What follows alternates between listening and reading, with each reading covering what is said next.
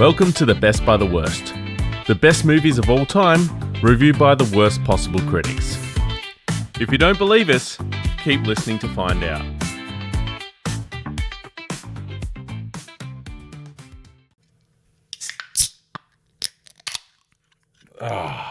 There we are. Fantastic. Barrett, we're back. We've done it again. We've done it again. We're on a roll. I think we're starting to hit our stride. What do you think? I'm not sure about that. Oh, what are we drinking today, Barrett? We are drinking.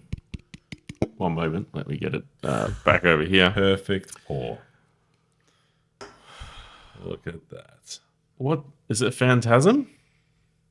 Phantasm. Hazy. Phantasm Hazy. By Garage Project. Garage Project. Not a sponsor. But could be. Could be. I love Garage Project too. So it's a good break from Deeds, who got a lot of spotlight in the last couple episodes. A lot of airtime, yeah. Yeah. So diversifying. So Yeah. You know what else I'm going to do this time? I'm going to put the beer so they can see it. facing the camera. Yeah. Because I rewatched the last episode and the entire time Oh, both the cans are facing. of course they are. Yeah. Do you know what I think it was? What? I think Deeds Brewing put their labels around the right way. So the label was like near where you would drink from. Garage Project hasn't put that much effort in. It looks like their labels face in different directions. This is a good Great beer. beer though. Yeah. Tasty. Try that.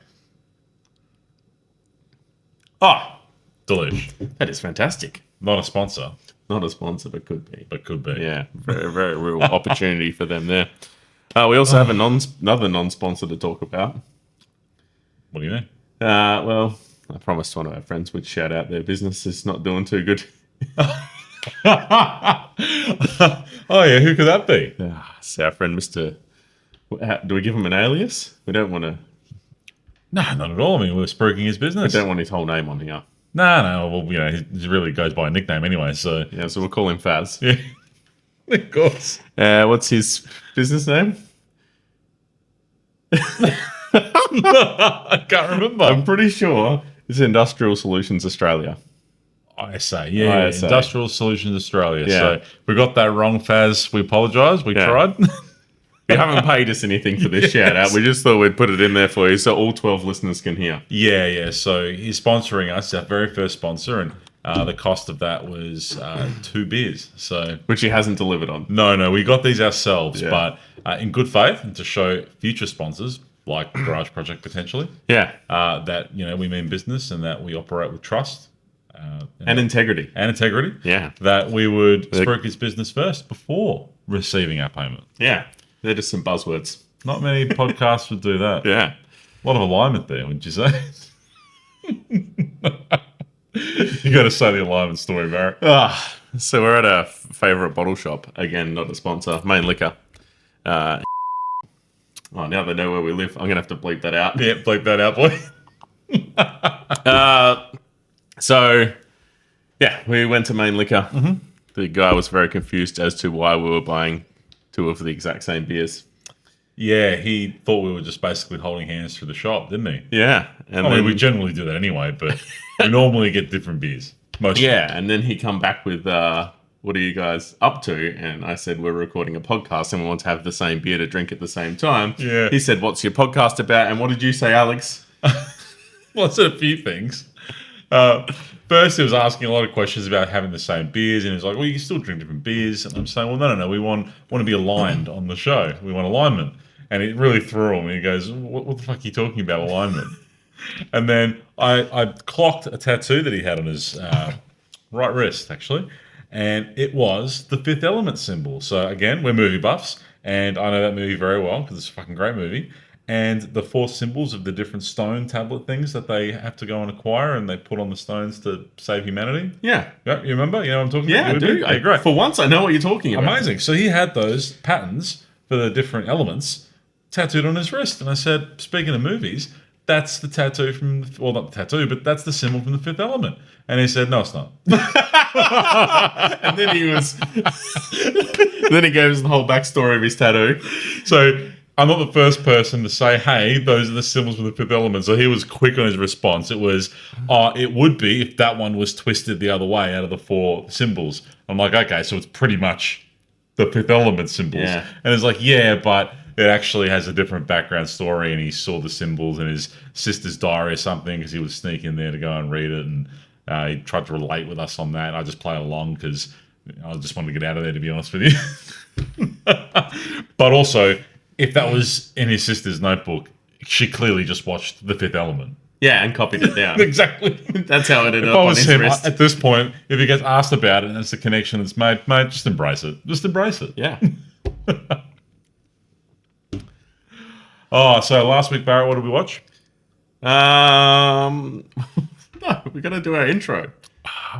They know who we are by now. No, every time. All right, Barrett, hit What us happens away. if we get Take us new away. actors? I just wanted a recap from last week. Can But, you go go, on. can you go sort that background noise out? Which background noise? Oh. You mean your wife sleeping on the couch next to us? Yeah. Hi, Brooke. She's making a small amount of noise. So, who are we? No, wait, we didn't finish our story. Then you weirded the guy out Yeah, with the alignment thing. with the alignment thing. Yeah, and, yeah. and he's like, he thought we were weirdos making a podcast about alignment. Which is funny because he was telling me about the story of when he's, going to his sister's room and reading a diary. But anyway, all the best. I hope he doesn't listen to this. Anyways, Yeah. despite that, great service. Yes. And main liquor, fantastic bottle shop. Yeah, absolutely. Yeah. And good conversation. Wasn't just a bloop bloop guy. Yeah. Yeah, all right. Who are we? We're the best by the worst. Best by the worst. Yeah, the best movies of all time reviewed by the worst critics. All the best. I think our egos are getting a No, little big. at this we point. are living up to our name of the worst critics. Yeah. Speaking of, you did hit record on your phone, right? Yes, There's an SD card on this thing this time. yes. Check and Great. check. Amazing. Yeah, I've nailed it. Some glorious outtakes from last week. All right. Who are we? I'm Barrett. I'm Alex. Yeah. And what are we doing? We are reviewing the Best Picture winners from the Academy Awards since its inception. Yeah. And this week we're up to 1932, so the winner from 1932. Yeah. Last week we reviewed All Quiet on the Western Front, Yes. which was 1931. Yep. So yeah, this week the movie is Grand Hotel. the I Grand. nearly forgot the name of the It's movie. not the Grand. It's just Grand Hotel, right? Grand Hotel, yeah. Yeah. Okay. So yeah, winner of the 1932 Academy Award for Best Picture. Yeah, we finished it about 7 minutes ago and I've already forgotten the name.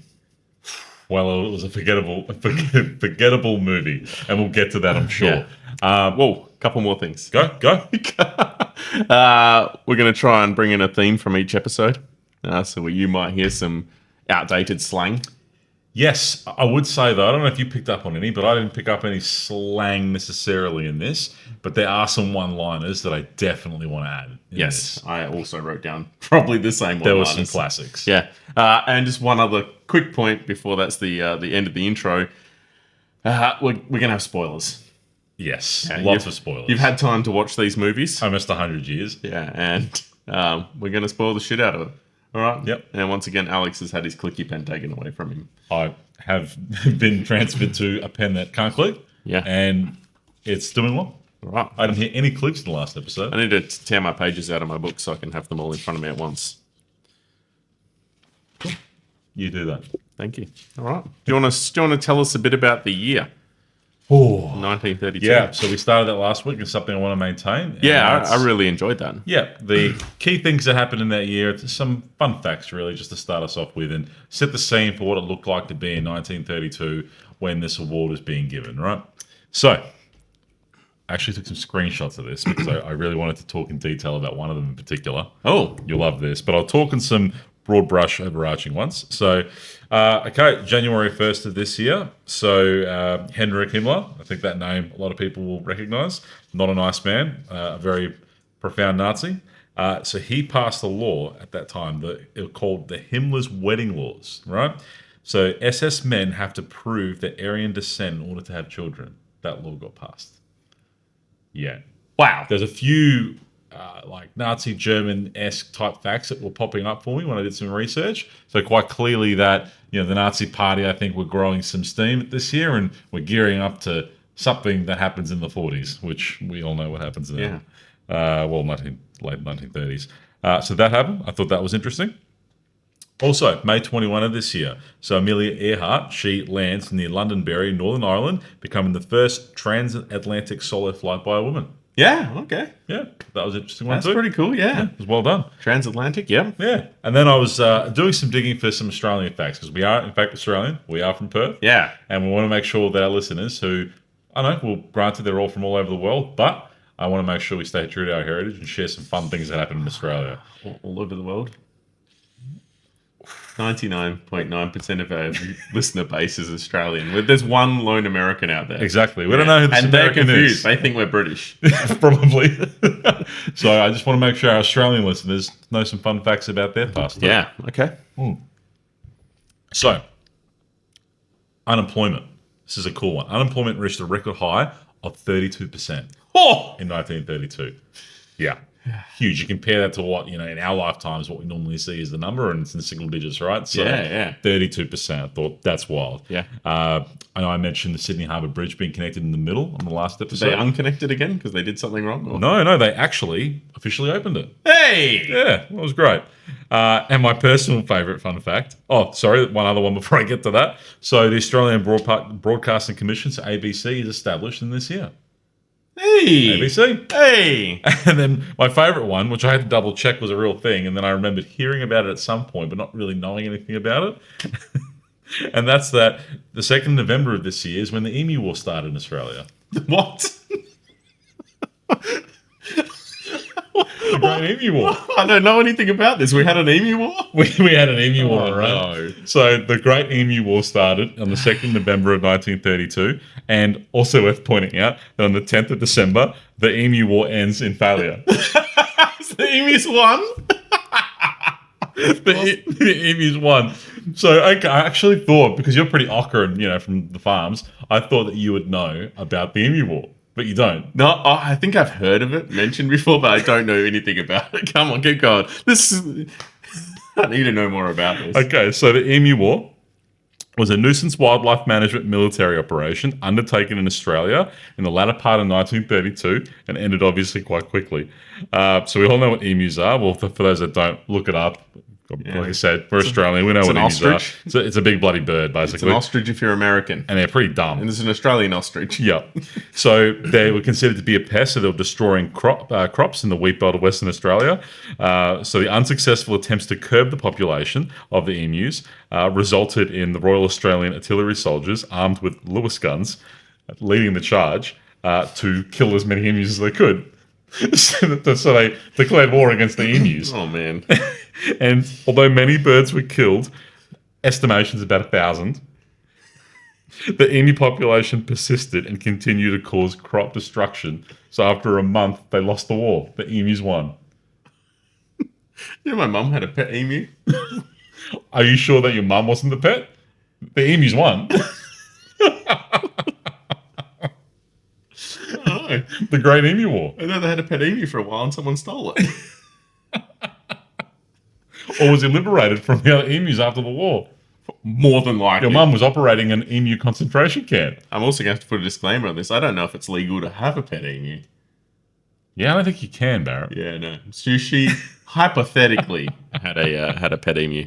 So those are my fun facts, but definitely my favourite was the Emu War. Sure. Oh, man. What did you think? I think the facts are starting to become the most exciting part of this podcast because it's going to go downhill from here when we start talking about the movie. So I hope I've set the scene for 1932.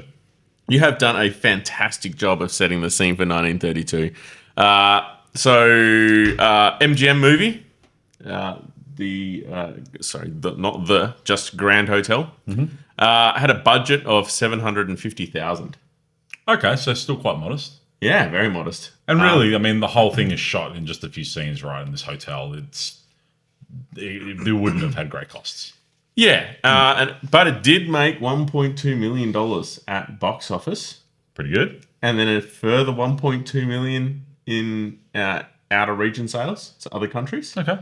And yeah, they made like $900K on this bad boy. Pretty good. I did not bother to translate any of those to today's currency. That's okay. But so not too expensive, right? And I guess it shows. So we haven't really gone through what the movie's about yet, which we'll do in a sec. Normally at this point, I would talk about the story, but it is far too hard to summarize what happened. So It's a little hard to summarize. However, I actually found a way to summarize it, if you would hear me out. sure. So there's a line in the movie that I wrote down, actually on my phone at the time, because I was moving around, and I thought this perfectly explains the movie's plot without actually saying anything about the plot. And it was a line that the doctor in the movie said. It said here, people coming, people going, always coming and going, and nothing ever happens. When describing this hotel, right? And I thought I just spent almost 2 hours of exactly that. People coming, people going, all over these scenes, always coming and going, and nothing ever happened. Well, that sums up a hotel quite well. It does too. Because if you have a good hotel, that's what should happen. Yes. Yeah. Oh, I got a couple. give it a crack though. Take us away, Barrett. What was this movie about? I don't know. I need to wake my wife up. Oh, do we need to have a short break while you wake your wife up? I think we need to, because if she's in the background of this making any noise while sleeping. Can we just like get a hint of the snores as an outtake? No. I do not want my life. I don't. My life is not would not be worth living. Right, so you could just give me one moment. Yeah. We'll fix this in the freeze. We'll freeze. We'll freeze like this. Yeah, but can we do that? But when we come back in, the beers like are mysteriously empty. Right, freeze like this. Don't acknowledge it. Right, welcome back. Oh, we're back. Mission unsuccessful. One asleep wife did not want to have any part in being moved, so No. So if you hear some, gentle slumbers in the background, it's just our highly tuned equipment picking up the gentle sounds of Brooke sleeping. yeah. We also have microphone stands now, so Another upgrade. yeah, we're Moving on. upgrading week in, week out. Exactly. Upgrades. That sponsorship from ISA Australia really helped. Yeah, it sure did. All right, so I've got my first point I want to talk about. Yes. So hopefully these aren't your points, because we go into this blind. We haven't looked at each other's notes. Exactly. It was a book in 1930. Yes, I did write that. No, actually, it was based on a play as well. It was a book. Book and then a play, or play then a book? It was a book. Yep. It was sold for $13,000. Nice. Yep. They turned into a play. We make that in a minute on this podcast. Don't tell them that. So they turned into a play, into a Broadway show. Too bad, it wasn't featured in Broadway Melody. Oh, God. Thank God. Let's not bring that up again. Yeah. It ran 459 times before they decided to turn into a movie with a $700,000 budget. Not bad. Yeah, and spent $750. Okay. Quite modest, in today's terms. So we're going to build a bridge. $3 million budget. Yes. We spent $4 billion building a bridge. Yeah. Not our strong suit. Yeah. All right. What other points do you have, boy? That was my first point. So I think I got a good one for you too. Okay. So this is apparently, believe it or not, the only Academy Award Best Picture winner in our entire list that we'll go through that did not get nominated for any other Academy Award. I guess I better take off note 3. But how wild's that? It is pretty wild. Yeah. So it was only nominated for Best Picture and it won it. Yeah. Which makes sense. Normally there's these movies that win, they kind of clean up or at least win multiple awards, and just the year gone by. Well, obviously, only a few months ago now, Oppenheimer won, but it won a few awards, right? These movies generally get nominated for like 4 or 5 Academy Awards, and potentially win a couple or more. But this was only nominated for 1 and won 1. That's the only one on the list. Yeah, it's the only one that won. Yeah, nice. All right, let's try and summarize this movie as to what happened, and we'll throw in our points. And for the listeners, it probably sense that we're struggling a little bit, and that's why I wanted to use that quote, because a little hard to follow, the plot a little bit convoluted, but I guess the reason for that was the way the movie was structured, right? We should probably talk about that. So it was following a lot of different characters. It was trying to get a lot of their backstories in quite quickly at the start. And then there's not too many big things that happen, right? So it's just really following these people throughout the course of their days in this hotel. And there's some, storylines that play out, some bigger than others. But it's a little bit hard to follow because you're kind of like focusing on a couple people, then it goes to another couple people, then it goes to another couple people, and you're slowly trying to piece together what it's building towards. So you have to maintain that focus, or you're going to miss something important. But it also is a little boring. Yeah. So I liked the start. We saw this in the last movie, and we didn't bring it up, but we saw it in this movie as well. Running through all the actors at the start of the movie. Putting a picture of them up on the screen, their real name and then their stage name. Yep. All right. So really enjoyed that. And then sort of we start in a series of phone calls. So they're all in like a phone booth. Yep. And they're going through and it's like this person and they're having a conversation. And then it's another person they're having a conversation. And another person they're having a conversation. And look, I'm going to rely on you pretty heavily to remember all of the person's names. Yeah, I had to jot them down. So a lot of characters. So that opening scene there for me was just around like building, the background of some of the important characters before they got to this hotel. Because look, this movie is set obviously in a hotel, the Grand Hotel in Berlin. Yeah, right? And it's the most expensive hotel in Berlin. Yeah, so super fancy hotel. I think there's been a lot of movies kind of in that frame of storyline, right? In a hotel, big fancy hotel. But anyway, this probably was the first. So it's in this Berlin Grand Hotel, and there's probably, I jotted down 5 main characters, right? Yep. There's some other peripheral characters, but I'd say there's 5 main characters. So and 5 main stories. Yes. Yep. So if I was to say if there's like, the biggest main character, it would be the Baron. Yes, the Baron, definitely the biggest character. Yeah, so he's the main character. I don't really pick up. I don't know if he just stays at the hotel, if he works at the hotel. I couldn't piece that part together. Well, I thought he was 2 different characters for the first 20 minutes of the movie, and then I realized they were the same person. So there's a guy in the hotel I don't think is working there, but he's definitely there a lot. So he's the Baron, and a Baron is, like a title, right? Kind of like a duchess or, that sort of thing. Yeah. How he became a Baron, again, wasn't explained as far as I could tell, but he was the Baron.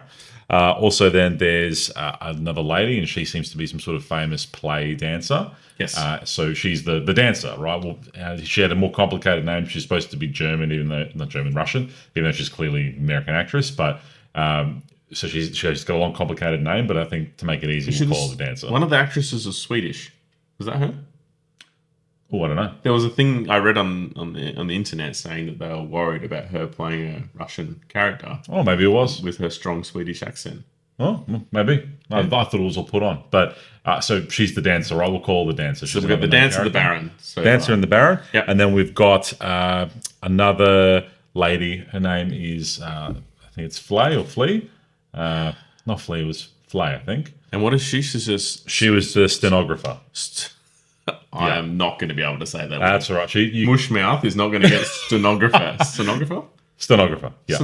I'm the one with the lisp here. Stenographer, yeah. So, stenographer, right? So, she's another main character. She's basically dictating stuff for some of the people that are staying in the hotel. Yeah. And I guess her main role in that was another character who's a main character in this. His director Precinct. Or Pricing or something, a complicated name. Anyway, he's the business guy, right? Yeah. So he's the guy, again, you pick up early on what his story is, and basically he's there to try and oversee a merger between like his textile company or whatever company he's the head of or director for with another, and it's clear that if this merger doesn't happen, he's going to be in big trouble. The business is going to essentially go bankrupt or whatever else was happening. Yep. So he was really invested in making that happen. Yes. So I think, Flay, we'll just call her Flay. I think it's something slightly different, but she was there to, dictate some of the stuff going on and to type it out. Yeah, that's what a stenographer does. Yes, you dictate to them, and they type it out on the typewriter. Yep. Not in Word. Yeah, not in Word. Yeah. And the other main character was a guy named Otto. Okay, so right at the start, again, when they're having those conversations, you work out he's an older dude. He's dying, so he's got some sort of diagnosis from his doctor that he doesn't have long to live. So he's basically taken all his savings and he's going to spend every cent of it, right? Yeah. He's actually worked in one of the factories run by that director, the businessman, right? He's a bookkeeper for them. Yeah, yep. So he's worked there for God knows how long, hasn't made much money, but it's just been, saving all his life. And now he's just going to go basically blow it all in this grand hotel and finally live like a king, right? That's his story, basically. Yeah. So those are the 5 main characters. Yeah, and I think we'll probably refer to them more by their character rather than their character name. I also encountered something that was pretty interesting. I don't think you would have gotten this one. Ooh. So I noticed at the start of the movie, as they're introducing the actors and who they're playing, I noticed 2 characters. So the first one, you okay, boy? We're going to address that. No, I was going to ignore it. All right, so if anyone that doesn't know what just happened, maybe it's giving some good mood lighting behind us. I thought it was a ghost. So My lamp is controlled by Google Home, and it just turned on randomly. it's laying on the floor behind us. Yeah, because it doesn't look good in the shot, so I tip it over every I'm week. looking at Barrett talking to him. I see it turn on. I think ghost. Clearly, this place is haunted, or at least the lamp. But chose to ignore it. Barrett couldn't, so we just had to address it. Yeah, I reckon it's probably giving some good mood lighting back there. Yeah, it's not bad. Maybe It's not bad. Yeah, all right, let's leave it. So what I was saying, so in the start, I noticed that 2 of the actors, their real name, one was John Barrymore, and the other one was, oh crap, I don't think I wrote it down, but his last name was also Barrymore. 2 of the main actors. Yeah. So Otto was the other one, right? Yes. And another Barrymore. I did see this on Google. Yeah, and I thought, that's interesting. Went through their family tree, and sure enough, John Barrymore is Drew Barrymore's granddad, Ah, the actress. Yeah. wow. And related to the other. So there's a long family lineage of actors in that Barrymore family, and yeah, Drew Barrymore is just one of them. So they're both famous actors. And There's lots of people in this Barrymore family. oh no, that are like the actors. 2 Barrymores that are in this movie Yep. are both famous actors. Yep. But I read somewhere on the And their internet family. that this is the first full-length movie they did together. Oh, cool. Yeah. I didn't see that as well. But yeah, so Drew Barrymore, that's her, ancestors. Yeah. Cool. I was trying to make a Drew Barrymore reference, but I don't want to get a movie wrong, so... Yeah, I know. I can help you with that. What are you trying to do, boy? 50 First Dates? Mm-hmm. Yeah? Got it right. Well done. See, we are movie buffs. So you get 5 extra points if you can name another movie she's in. Ooh. No. I'll give you a tip. It's another movie with Adam Sandler. In fact, there's a few. I didn't have to research this. Again, I really know these movies. You're really putting me on the spot here. Okay, you can do it. I'm going to stab in the dark here. What's the one with Franks and Beans? Is that her? Okay, you're struggling. We'll move on. What? I was going to say The Wedding Singer, Blended. There's probably a few others. Worst critic. Sorry, Less that's why you had critic. me. Yeah. So that's just What a is the recap. Franks and Beans one, by the way? I have no idea what you're talking about. You know the guy's like Franks and Beans, Franks and Beans. He's always got the earmuffs on. You lost me. Don't worry about it. We're gonna have Someone will correct a us. 10-minute pause session. Something about Mary? No, that's Cameron Diaz. Is that the one with the Franks and Beans guy? I really, He gets I don't know what he you're gets talking his about. dick caught in the zipper, and everyone comes in to try and help him get his dick out of the zipper. And it's like the fireman's come and the priest has come. And I do remember that scene. I just can't think what of. But anyway, so circling back. So getting back to the plot. So we've talked about the 5 main characters now. Yeah. And they're all intertwined, right? And you just basically see scene after scene of some of this stuff playing out. Do you want to touch on maybe a little bit of what happens next in terms of the plot for some of these main storylines for these characters? yeah. So what was his name? Otto? Is the guy that's dying? Yep, Otto. Yeah, so Otto's the guy that's dying. His story sort of plays out of him progressing through the movie, just trying to spend as much money as possible. There's even a scene early on where he's like, my hotel room's not fancy enough. I want a fancier room. And they're like, well, you can have this one. And it has its own bathroom. And you can have a bath whenever you want. And he is absolutely pleased with that idea. It's one of our most expensive rooms. A large room on the front and with a bath. Oh, with a private bath. Exclusively. Nice. Certainly, sir. Exactly what I want. Oh, yeah. He's getting caviar and champagne sent to his room. Yeah. He's living it up. Good on him. He is living the high life. The Baron, maybe we'll come back to him last. Sure. Because How you wanna he do it? sort of ties the whole thing. He's the glue of the movie, Cool. if I'm going to summarize it. We have the dancer. Yep. She is going in and out of doing, I presume, some sort of show. play, yeah. Some play or some Yep. show. Yep. She is hating life. She's depressed. Yeah. Later scene, she wants to end her life. Yeah. It seems to be that she feels like, no one really respects her abilities anymore, and that, she's just not feeling any self-worth, right? Yeah, yeah. Yep. We have a doctor who I don't think you covered off on. I think he's Otto's doctor, but it's not clearly pointed He's out. just a doctor. He's not anyone's specific doctor, I don't think. He's just and a he's like doctor a staying there. decorated World War One doctor. Yeah, so half his face is kind of cooked because of a grenade blast from Yeah. World War One. I just considered him a minor character, so I didn't reference him. Yeah. Who have we missed? The typewriter lady? Yeah, Flay. We'll call her Flay.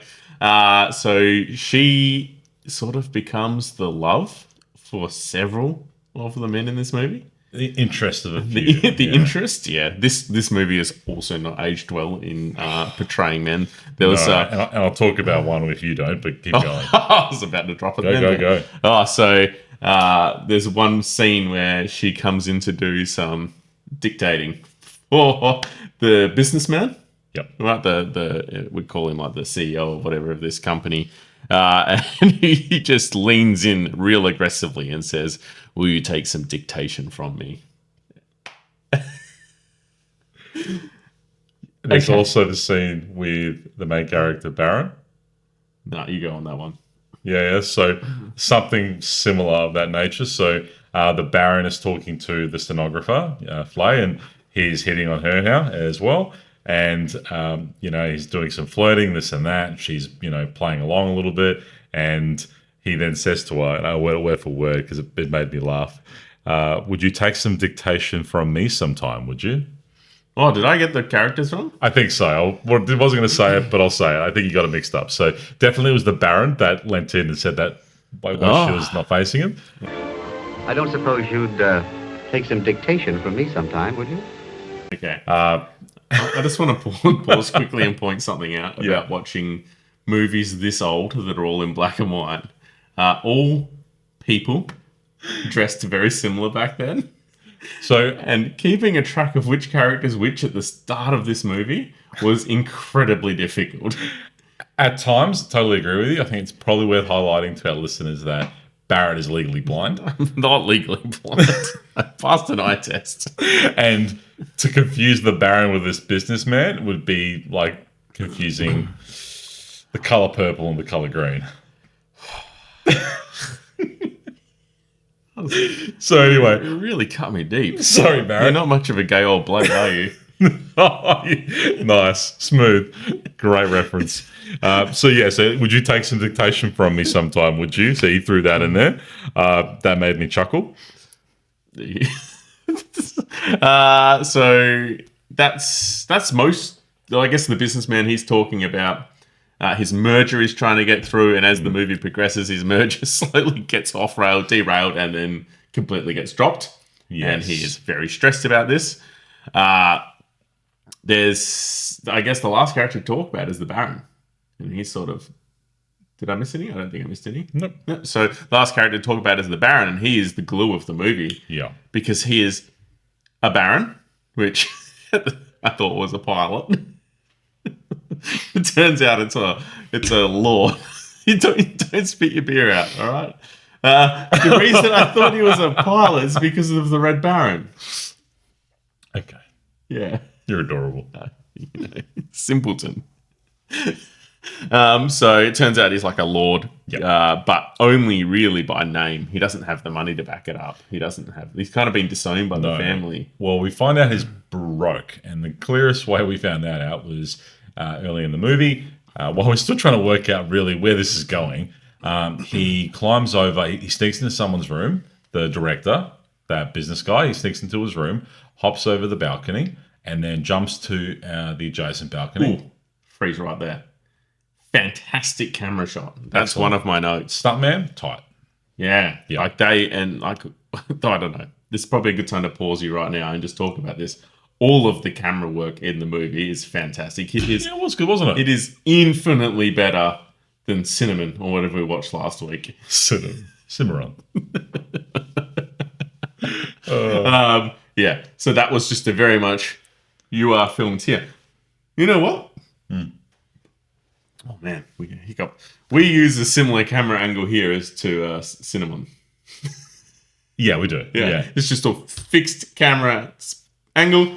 The camera was moving in this. It was following characters. That scene where he's climbing across the ledge of the building, the camera's looking straight down the building. Yeah. Like a really moving shot. And then the other shots that interested me were the way they captured the lobby. Yeah. Yes. It was pretty cool. The So 360-degree foyer. yeah. Yeah. Yep. So good camera work. So that seems pretty cool. Like the stunt work involved. So he jumps over the adjacent balcony, and it's the room of the dancer. And he assumes that everyone's still out and that it's empty. He's going in there to steal a set of pearls from her, right? So he does that. He grabs the pearls, and then he's trying to go back the way he came over the balcony to the adjacent balcony. But now the director guy is on the balcony, so he can't go back that way. So he's kind of moseying around, just trying to wait him out. But then all these people start flooding in, including the dancer. Yeah. So she's cut her play short and has come back early because there's some issue. She didn't want to be there, blah, blah, blah. So he's now hiding in the cupboard. Yeah. Waiting for everyone to get out. So everyone else leaves eventually except the dancer. She's just in her room, and he's now kind of by the curtains, still hiding, trying to get out of there. And then, she's getting really upset. And then he basically just comes out, from behind the curtain and say, oh, hey, whoopsie, hello, here I am. I really love being in your room and breathing the air that you breathe. Yeah, so creepy. And she's a little bit like spooked initially, and she goes for the phone, and then it's like, no, like, you have to understand, I just came in here because I'm infatuated with you, and real creepy stuff, right? Not okay for modern day listeners, especially for men. If you do that, that's a crime. It's bad. Bad. That's called harassment. Also, the just the whole thing of creepy men is just carried through to this so movie. Seedy, Yeah, I'm quite interested for that to stop. So then they kind of just about get it on, really. They kind of talk all night. He then eventually admits to her that he's stolen the pearls. Yeah. She's kind of thrown off a little bit, and then he calls her back again, and it's like, no, but I don't want to do that anymore, and I just want you. I just want us to, run away together. So that's kind of now formed that storyline where they want to now run away together. However, he's still got $0 dues. We find out he owes money to someone, about 5,000 francs, and he also wants to be able to run away with the dancer who's leaving soon to go, do more travels and more plays, and he doesn't want to basically freeload offer, which she offers to anyway. So he wants to try and find a way. He's got one whole day to try and get some more cash before they run away together. Yeah. So at that point, I'm like, okay, now there's a bit of plot. There's some storyline here. Now we're going to work out how the Baron's going to try and get as much money as he can to pay off this guy and then run away with the dancer. Even though it was completely random that they're now together, but we'll roll with it. So that happened. What happened next, Barrett? Oh man, you've left me in a difficult point to pick up from, because I guess we've spoken about all the characters. We've probably missed a few plot points up to here. So what do we got? The story did jump around a lot. I've got that. A lot. No. I guess we've gone through the heist. So that set the scene for him running around now to go and try and get this money, right? And then it ties in well with the next storyline, which was Otto, right? The guy that's got all the cash. Yeah. So we're starting to put two to two together here. That is he going to try and take cash from him, because Otto is so just overwhelmingly generous and just overwhelmed with the experience that he's in at the moment, being in this hotel, right? Because he's a simple man. He's just ecstatic that the Baron wants to be his friend. A Baron Exactly. wants to be his friend, and he's So over the moon about that. He's offering money to the Baron numerous times. Baron's rejecting it. Yeah. But then they go into that the gambling. Well, that's way later. The baccarat. That's a way later.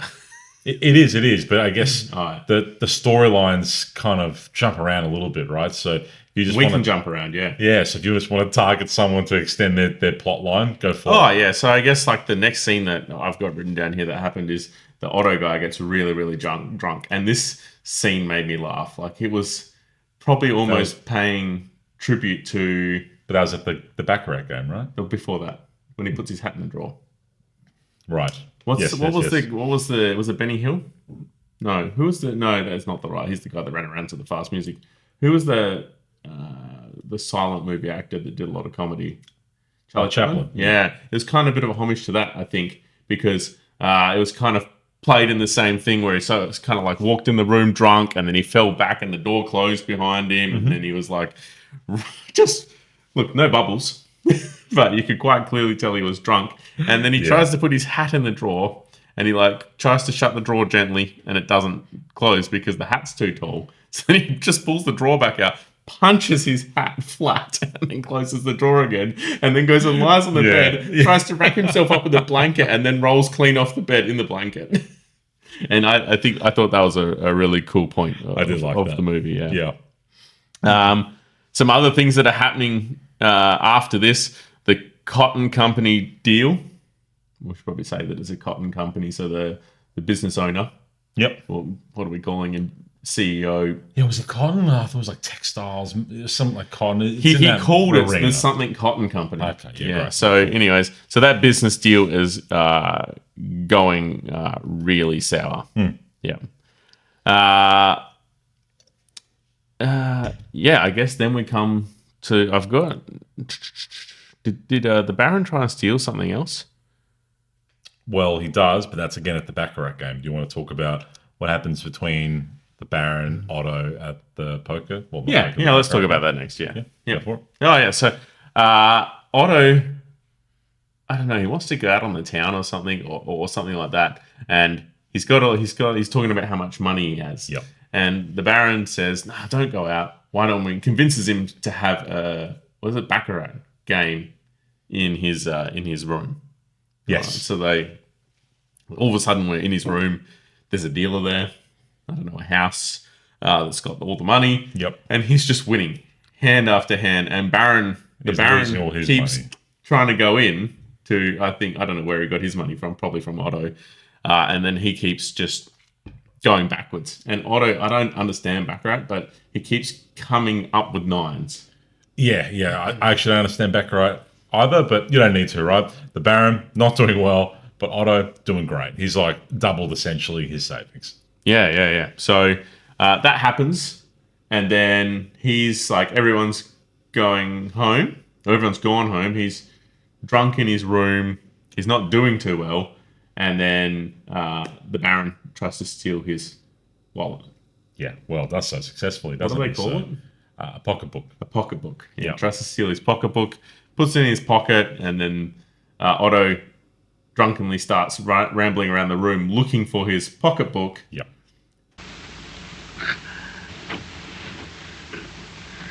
What is it? My pocketbook. What? I've lost my pocketbook.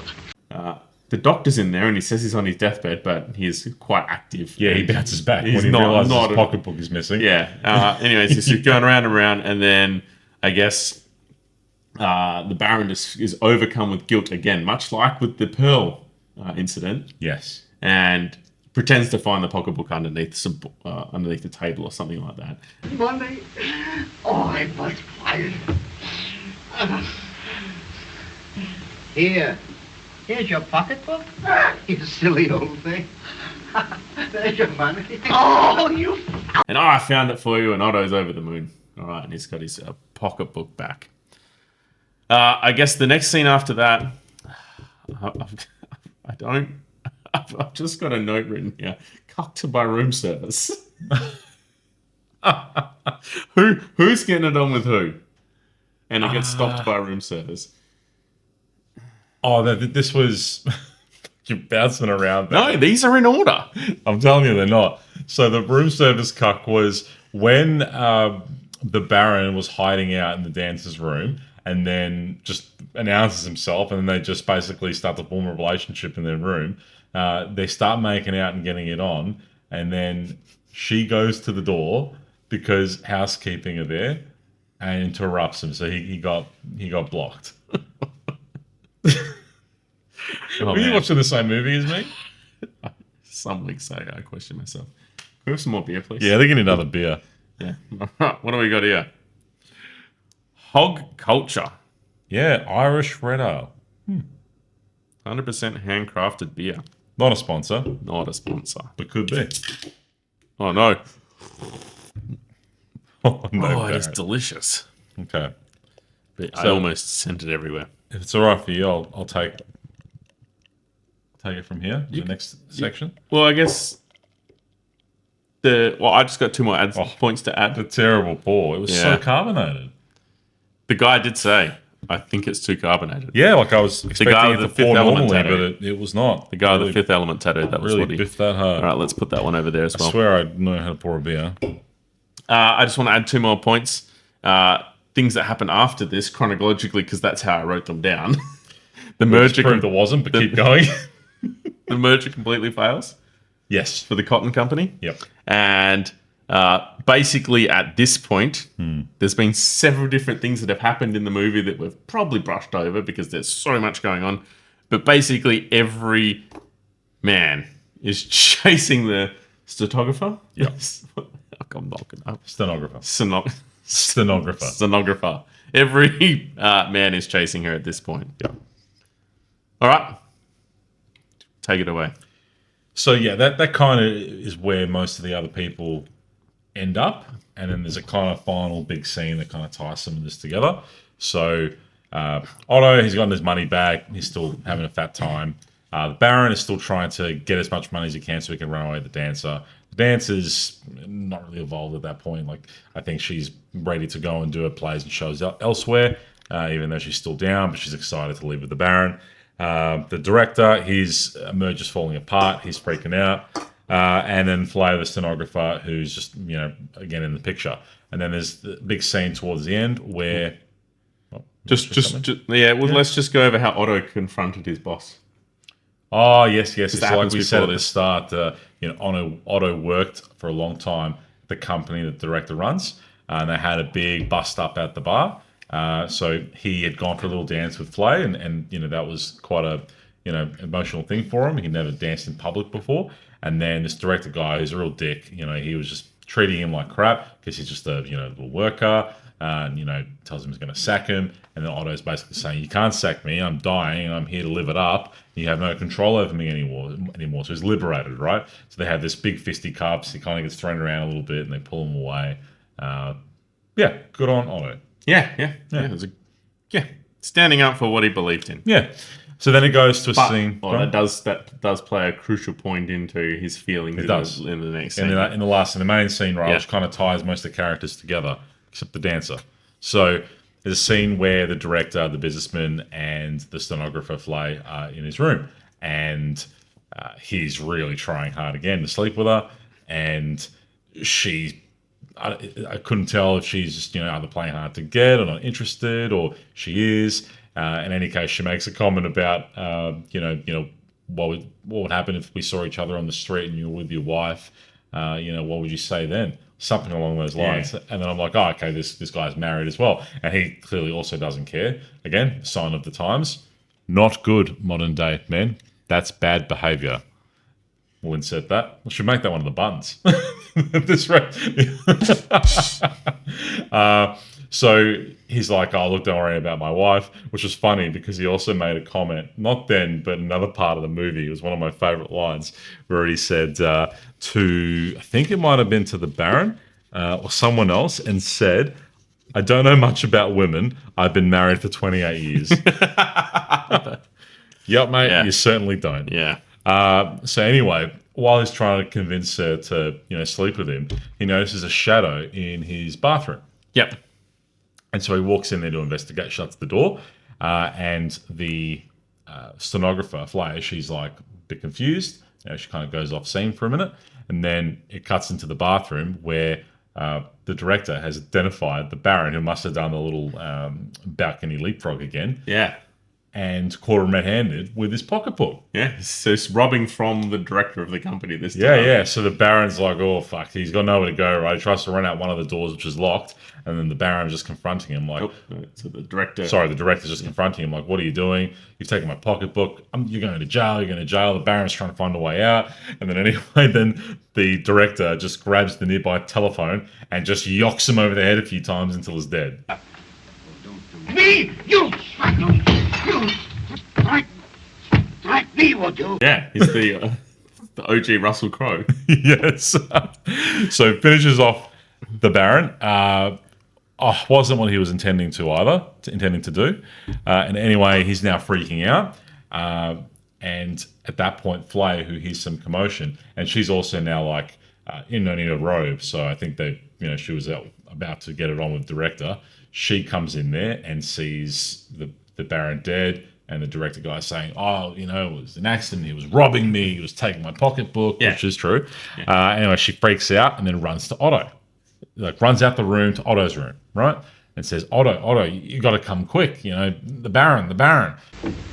Kringline, he robbed me. He struck me. He's dead. So he comes over, still finds the director looking over the Baron in a bit of shock. Yeah. Otto says, what's going on here? That's my friend. He's feeling bad. Then he starts confronting the director, like, kill a man over a pocketbook. The director's saying, because Otto's like, we got to call the police. The director's like, no, don't call the police. Don't call the police. I was half expecting him to yock Otto over there with the same telephone. Yeah. I thought it was going to be a 2-for-1 deal. Yeah, not a 2-for-1. So Otto says, because of that previous gripes with the director, like, he hates him. It's like, no, I'm not helping you. The director wants to find a way out of this, right, to save himself. And Otto's like, no, like, you're not getting away with this. We're calling the police. So call the police. Yeah, with the same phone he's just killed. With the same phone. Yeah, killed with. Yes. So I guess just to expand on that a little bit further, he's pleading with Otto to help lie and cover up the murder. But Otto doesn't want any part of that. But, Mr. Pricing, what you're proposing is falsification of the evidence. My existence is hanging by a thread. Because of this scene that we spoke about earlier where he confronted him, had a massive fight at the bar. He's worked for this guy. I think it's called out for like 25 years or something, and he took 4 weeks of sick leave. And the CEO of the company wrote a letter to Otto saying, "We're stopping your pay. You've had 4 weeks off. We're not paying you any more of sick leave." When he's worked for 25 years. Yep. So I thought that was pretty interesting. What happens next? It's sort of, I guess, once the Baron's dead, so never successfully completes a robbery.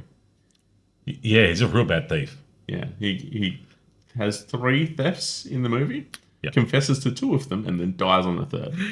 Yeah. And that really ties up the movie, right? And there's some other scenes there I didn't pay too much attention up to that point, but I was busy Googling facts to drop into the... Exactly. So everyone kind of just moses on with their life. So and overall... There's a weird scene at the end where this couple arrive.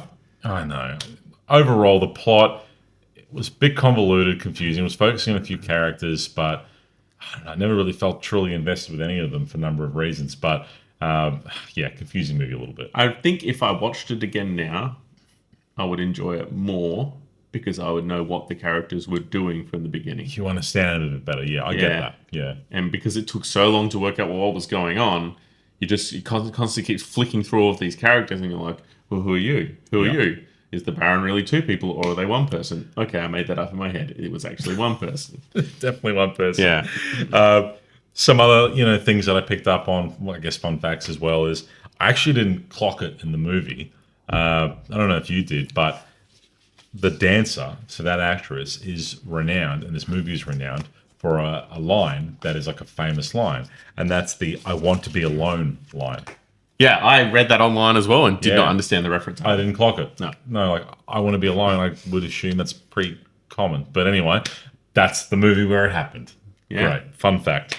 And also, I was reading a review from at the time, like that movie being reviewed in 1932, and they commented, which made me laugh, that they considered the movie to be of extreme length because it was almost 2 hours long. I thought, well, what about all the other extreme length movies we watched in the last? All these, Best Picture winners are around the 2 hour mark, but they at least recognise they considered it an extreme length. Although today it's quite the norm. Yeah, I just want to add to that as well. I don't want to be alone.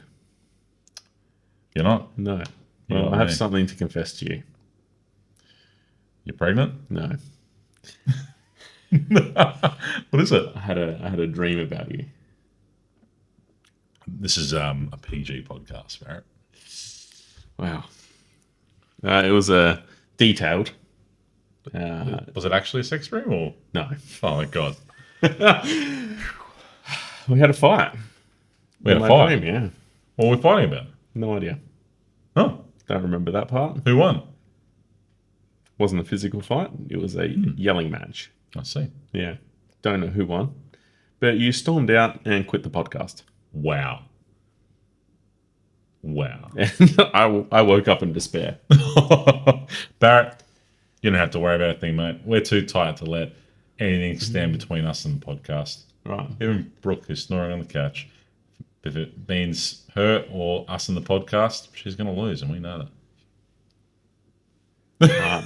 Wow. She's just gently giving us an up sign from across the room. Woken up to that moment. Just presented one hand in the air with a single finger on display pointed in your direction. I deserve that. Okay, let's tie this up. So, overall, I think I probably commented on it already. Didn't think too much of the movie. I didn't have any other comments I was going to make. Besides that, that was the lot. Any closing comments about the movie, the plot, your experience? I didn't particularly like it, and we'll get to the ratings in a sec. I thought it was kind of boring and just a little bit uneventful. I didn't care about the characters too much. I had some appreciation for some elements, but I think it was slow enough to appeal to a simpleton like me. well, yeah, if only you could see. Yeah. Brutal. You and your fucking gummy eyes. If only you could say nuisance. I have a lisp. It's hard. You come at me, I come at you. This is the start of the argument. This is it. This is it playing Caught out on in real camera. life. Yeah. Any other comments on the movie? No, I can give it my score. All right, Barrett. How many Barretts out of 5? I'm probably at 2.5. Wow. 2.5 and you couldn't even see. Who was who? Stop with the blind jokes. Too many blind jokes. I'm feeling attacked. I'm going to give it 1.5. Oh, Yeah. that's our big first separation.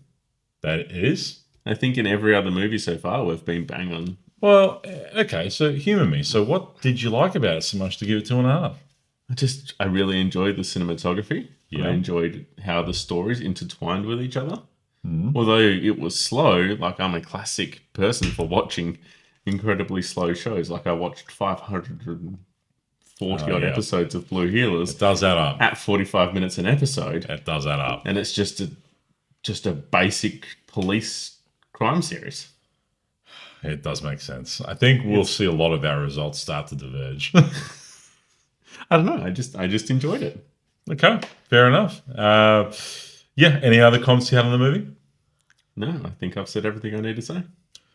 Fair enough. Look, so the 1932 Academy Award winner for Best Picture, Grand Hotel.